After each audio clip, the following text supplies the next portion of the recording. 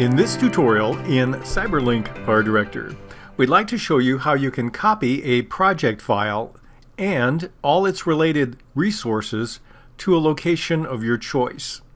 This may be something you use when you want to archive a complete project, or if you want to transfer it to removable media, to move it from one location or one computer to another, or if you want to transfer it to online storage. Why can't you simply copy the PDS file that PowerDirector creates?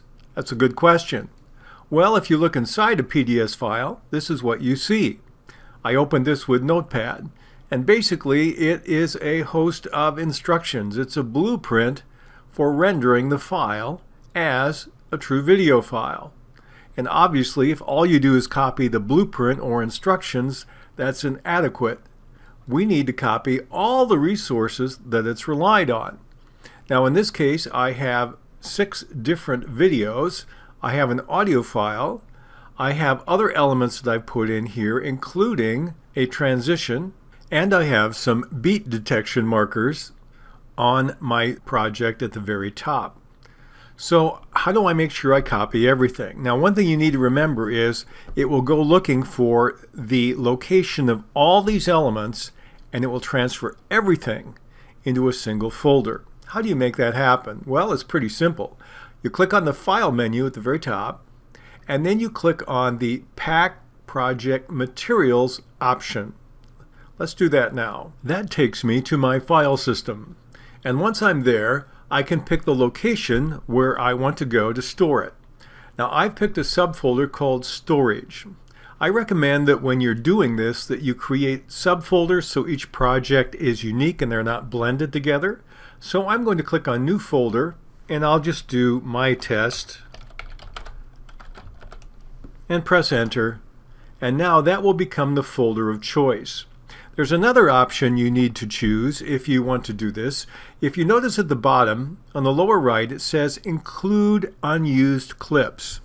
If you have clips and content in your media room that's not actually in the timeline, you want to have this box checked. Otherwise, it will exclude that. But if perhaps you want those elements there and you haven't used them yet, and you want to use them for future editing, you would definitely want to click the box. I'll click it in this case because I have one video that fits that qualification. So I'm going to click on the Select Folder button in the lower right corner. Immediately I'll see the dialog box come up, and it will go ahead and save everything, looking for the original source and copy it to the folder that I have chosen. And then when it's done, I can get back to my project as it was. But now I know that everything is copied to one location. Now I've opened my location, and here's the folder where we copied all the information to. Let's see what happens when we go into it. Now we see some things we expect and some things we don't expect. I have my instruction, my PDS file that PowerDirector creates.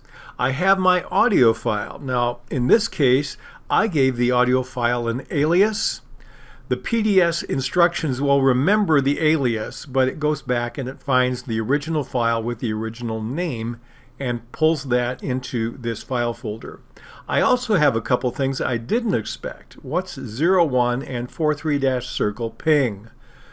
These happen to be elements that I used when I did some masking. I had custom masks, and these are the custom masks that are now stored as a copy here in this folder, so it can reference them in case I have changed them elsewhere.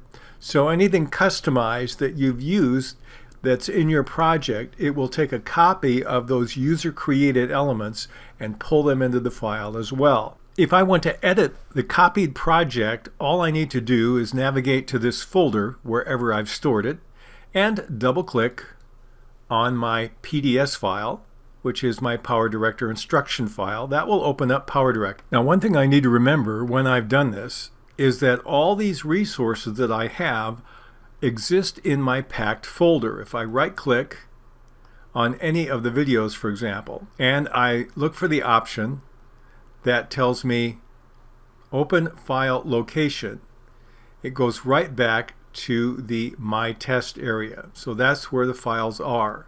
If I do editing on the contents of a packed folder, when I'm done, if I want to transfer that somewhere else, if I've pulled in anything else that's not in the folder or made any other essential changes, I need to repack the file into a different folder before I move it back somewhere else. That's the safest way in which to make sure you don't lose anything, because I'm not editing the original, I'm editing all the copies that I found in the packed folder.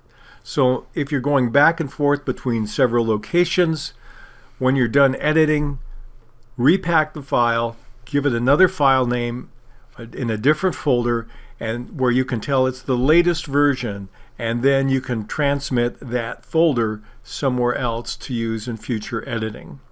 But those are some tips on how to take and either archive or move a file and all its contents in PowerDirector so that you can work with it elsewhere.